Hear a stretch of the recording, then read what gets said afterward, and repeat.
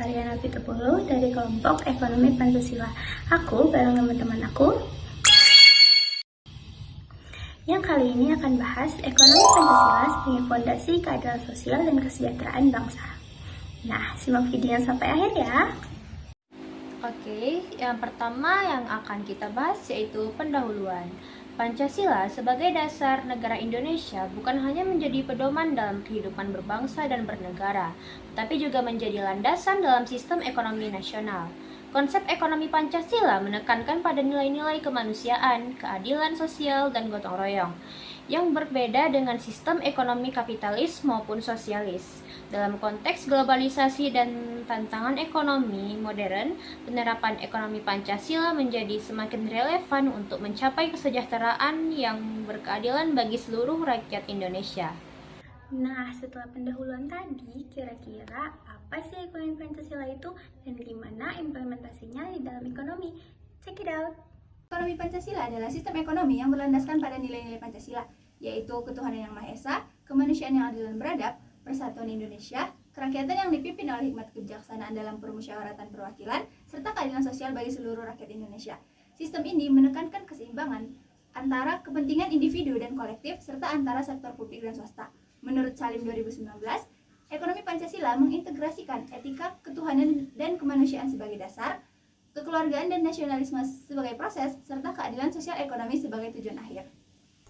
Nah, selanjutnya aku akan menjelaskan tentang implementasi nilai-nilai Pancasila dalam ekonomi.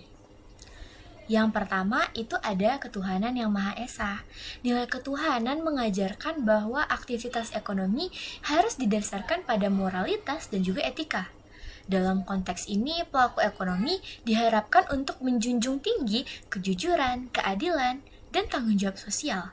Rohma pada tahun 2021 menekankan bahwa pendidikan ekonomi harus menginternalisasikan nilai-nilai Pancasila untuk membentuk karakter peserta didik yang beretika dalam berekonomi.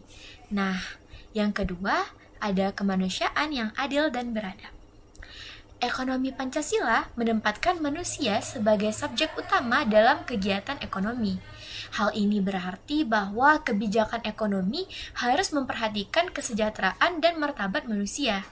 Budimanta pada tahun 2024 menyatakan bahwa sistem ekonomi ini lebih mengutamakan keseimbangan sosial daripada keseimbangan pasar. Nah, dengan tujuan untuk mencapai keadilan dan juga kemakmuran teman-teman. Nah, yang ketiga adalah persatuan Indonesia. Nilai persatuan menekankan pentingnya integritas nasional dalam pembangunan ekonomi.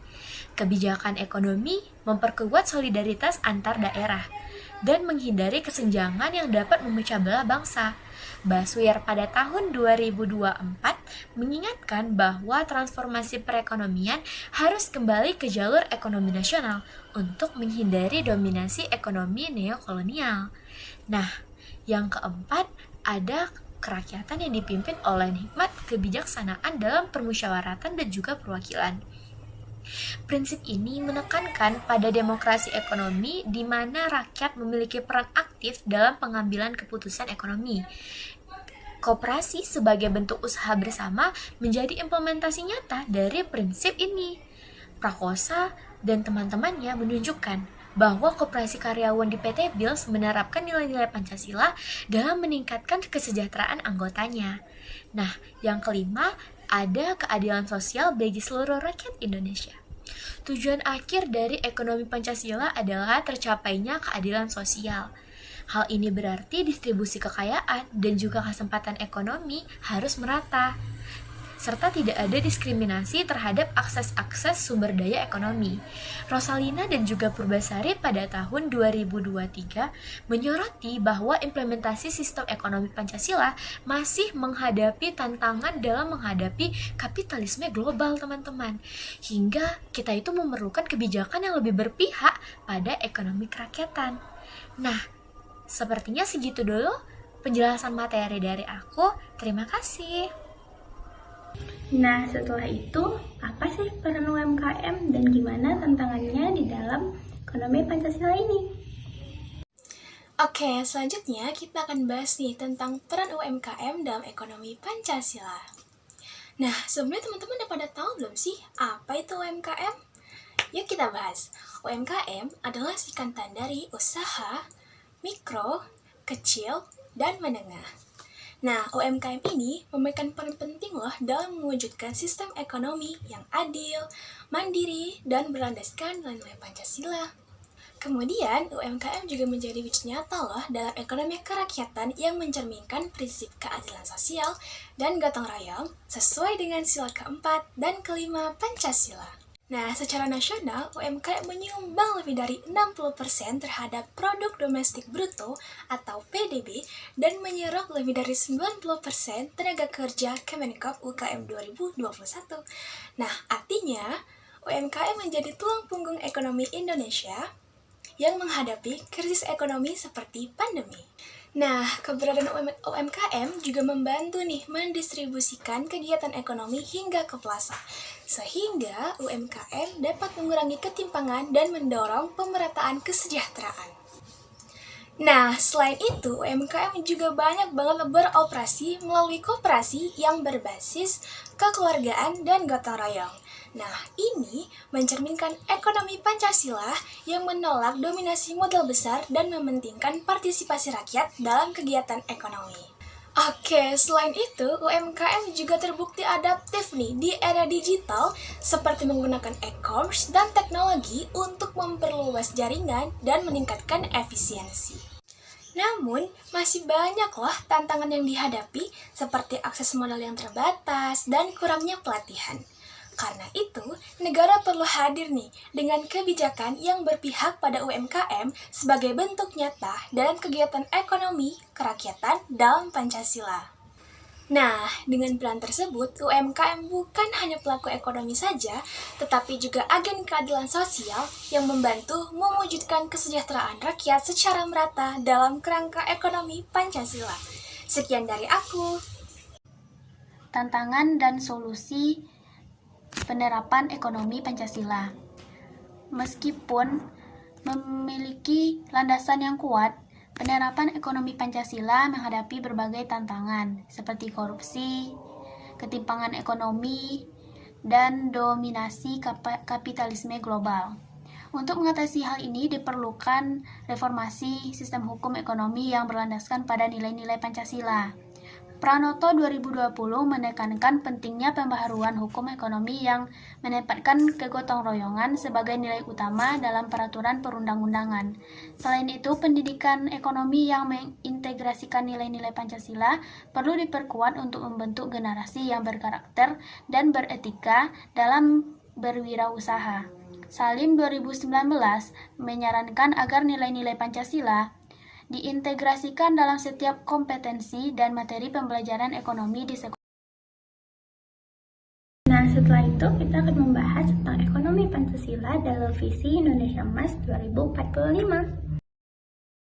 Visi Indonesia Emas 2045 merupakan cita-cita yang besar bagi bangsa Indonesia dalam rangka menyongsong 100 tahun kemerdekaan. Nah, visi ini itu bertujuan untuk menjadikan bangsa Indonesia sebagai negara yang maju, mandiri, adil, dan makmur. Nah, untuk bisa mencapai tujuan ini, Indonesia tidak hanya mengandalkan dari pertumbuhan ekonomi semata nih, tetapi juga perlu mempertimbangkan nilai-nilai keadilan sosial, pemerataan, dan keberlanjutan. Nah, maka dari itu, disinilah peran ekonomi Pancasila akan menjadi sangat penting. Nah, ekonomi Pancasila ini sendiri menekankan pada etika, keadilan sosial, demokrasi ekonomi, serta kesejahteraan bersama.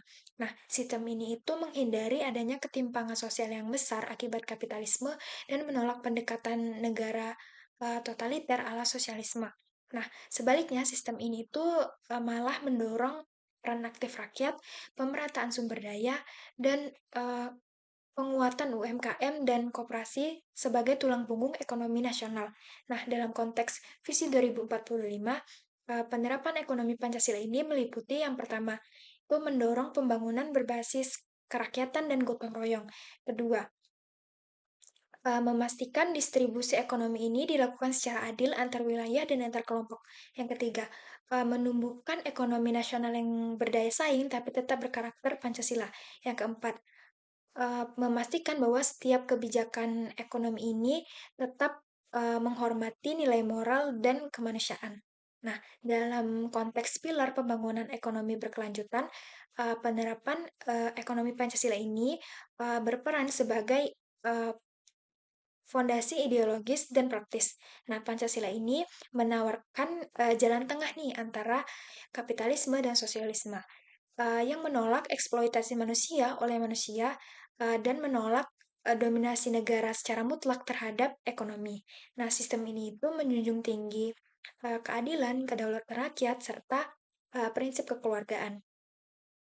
Berdasarkan dari penjelasan teman-teman sebelumnya, dapat kita simpulkan bahwa ekonomi Pancasila adalah sistem ekonomi khas Indonesia yang berlandaskan nilai-nilai Pancasila seperti gotong royong, kemanusiaan, dan keadilan sosial.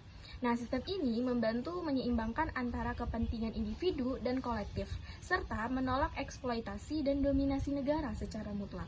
Nah, dalam penerapannya, ekonomi Pancasila mendorong partisipasi rakyat melalui koperasi dan UMKM sebagai pilar kerakyatan Indonesia. Meskipun menghadapi berbagai tantangan seperti adanya ketimpangan dan kapitalisme global, hal ini bisa diatasi dengan pendidikan berkarakter dan kebijakan pro rakyat. Menuju Indonesia Emas 2045, ekonomi Pancasila berperan besar dalam menciptakan pembangunan yang adil, berkelanjutan, dan berakar pada nilai-nilai luhur bangsa. Sekian penjelasan dari kelompok kami, semoga bermanfaat untuk teman-teman semua. Bye-bye. Assalamualaikum warahmatullahi wabarakatuh.